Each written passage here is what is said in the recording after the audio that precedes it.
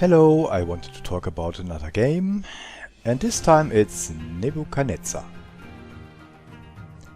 Now this game makes it easy for me to give you an overview, because if you click on the campaign button, it tells you what this game is about.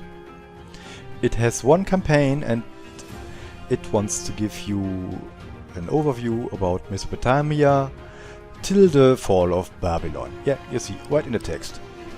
That's about it. And every round will come with a short overview about the period you're playing. So, very simple historical facts, which is an interesting idea. So, you're starting somewhere in Mesopotamian and have an empty map. Here are your objectives. You need to get some money, population, and maybe some higher society houses too. And then you can start building. Now this one is, how do I put it mildly, it's a complete clone of Anno 1602. And no, not the more modern stuff. It's the old thing, the grandfather of these kind of games in the end. So what you do, you need food production first. And there's a crop farm, so putting that thing here, and I will jump a little to not bore you to death.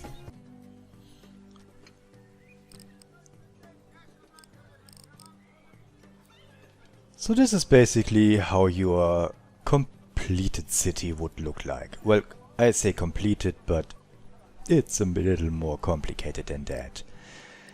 You can have your normal workforce, which, well, they live in these standard houses and they will be the backbone of your society and your workforce.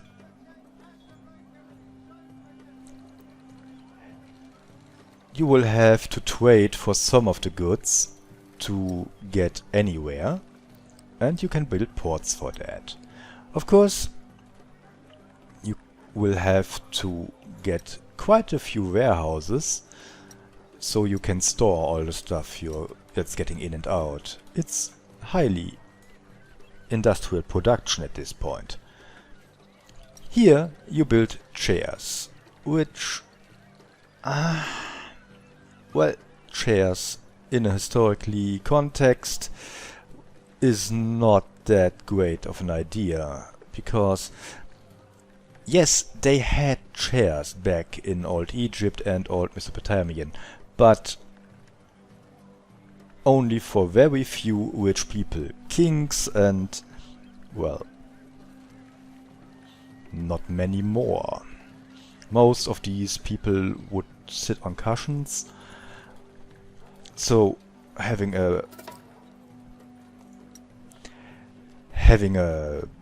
industrial production of chairs just seems odd. Your standard houses evolve if you give them the right stuff. So you start out with bread and milk to get them from tier 1 to tier 2. And only if they get that, they will ask for water.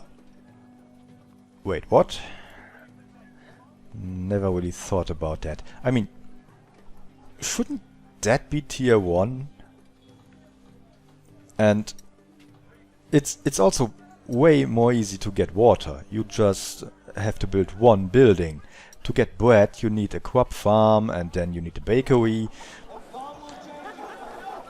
I really don't know what they were thinking here. Another thing is, bakeries? Really? Didn't they bake their bread at home?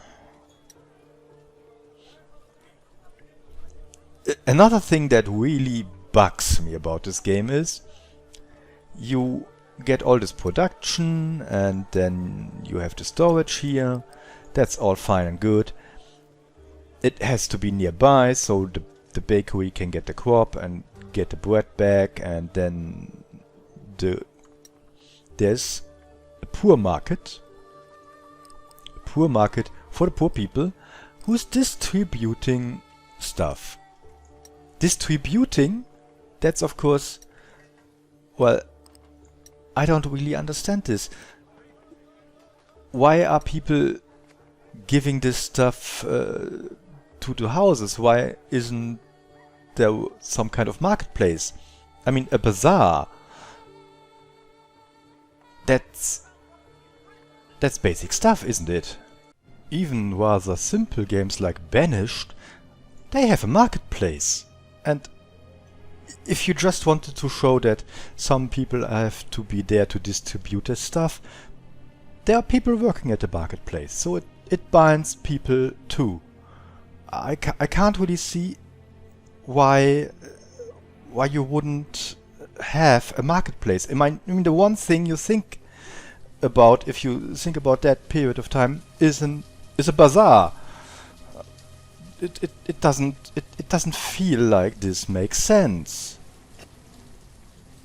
You get your settlement around your marketplace, and people get stuff into the marketplace.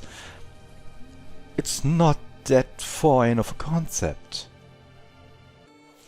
Maybe I'm just wrong. Maybe this is some ancient Amazon delivery service. Well, maybe we have a wrong picture of the Amazons in history. Maybe their great skill in fighting did come from fending off dogs when they delivered the packages. That would make sense, wouldn't it? Anyhow,